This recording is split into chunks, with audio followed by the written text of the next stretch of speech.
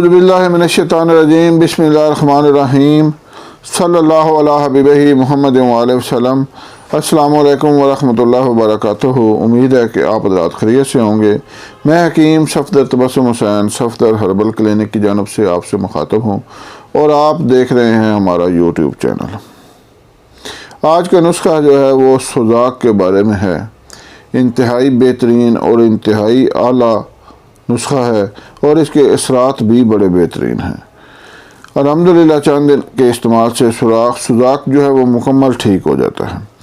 तो गुजारिश है कि जो हज़रात हमारे चैनल पर नए हैं वो चैनल को सब्सक्राइब करें, वीडियो को लाइक और शेयर करें ताकि दूसरे ज़रूरतमंद लोगों तक भी पहुँचे और वो इसे इस्तेमाल करके फ़ायदा उठाएँ और मेरे और आपके लिए सदका जारिया बने। सुजाक एक इंतहाई नामुराद मर्द है।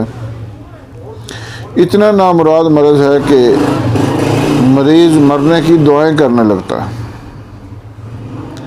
इसकी 4 स्टेजें हैं।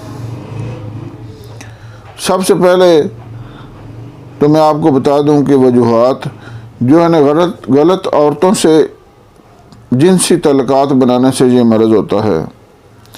जिन औरतों के अंदर सुजाक के जरासीम होते हैं उनके साथ मुबाशरत करने से ये मर्ज़ लाहक हो जाता है। ये ज़नाकार लोगों के लिए दुनिया में अल्लाह ताला का अज़ाब है। और दूसरी इसकी एक और वजह भी है कि जहाँ पर सुजाक का मरीज़ पेशाब करेगा उस जगह पर बैठकर दूसरा बंदा भी पेशाब करेगा तो कई फ़ीसद चांस हैं कि उसको भी ये मर्ज़ हो जाए। बहरहाल अल्लाह ताला महफूज रखे। तो मैं अर्ज़ कर रहा था इसकी 4 स्टेजें हैं। सबसे पहले छोटे पेशाब में खून आता है।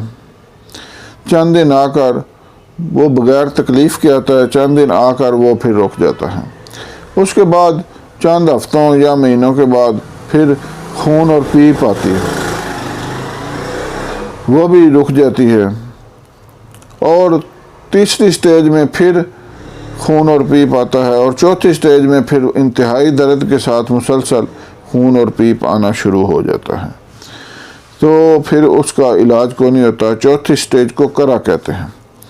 तो इन तमाम अवारज के लिए, चारों स्टेजों के लिए ये नुस्खा मैं आपको बता रहा हूँ। इंतहाई बेहतरीन चीज़ है, इस्तेमाल कराएं। पहले काफ़ी मरीज़ इसको खाकर शफा हासिल कर चुके हैं। नुस्खा समात फरमाएँ। दाना इलायची कलां यानी बड़ी इलायची के दाने, 7 बरोज़ा, कबाब चीनी, तबा शीर, ये तमाम अशिया 6 माशा और मिस्री और रोगले संदल, मिस्री और रोगने संदल ये 2-2 तोला। दाना इलायची कलां, 7 बरोज़ा, कबाब चीनी, तबा शीर ये 6 माशा और मिस्री और रोगने संदल ये 2-2 तोला लेकर तमाम अशिया को बारीक पीस कर सफ़ूफ बना लें। इसको इस्तेमाल किस तरह कराना है कि पहले मरीज़ को 3 दिन जलाब इस्तेमाल कराएं ताकि उसका अंदर अच्छी तरह साफ़ हो जाए। उसके बाद ये दुआ 2-2 माशा सुबह दोपहर शाम कच्चे दूध के साथ मरीज़ इस्तेमाल करे।